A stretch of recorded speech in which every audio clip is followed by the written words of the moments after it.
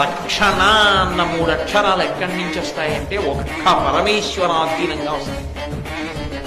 ఆయన అనుగ్రహించాడా ఏదైనా ఇస్తాడు.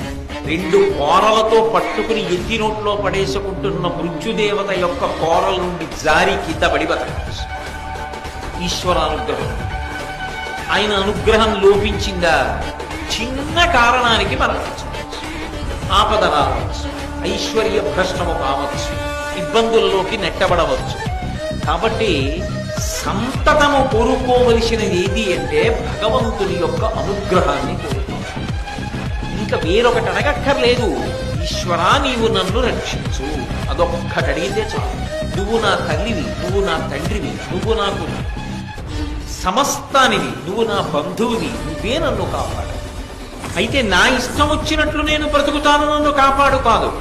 అందుకే అసలు భగవంతుడి దగ్గరికి వెళితే అడగవలసినది ఒక్కటే, ఈశ్వరా నాకు ధర్మమునందు అనురక్తి కల్పించు.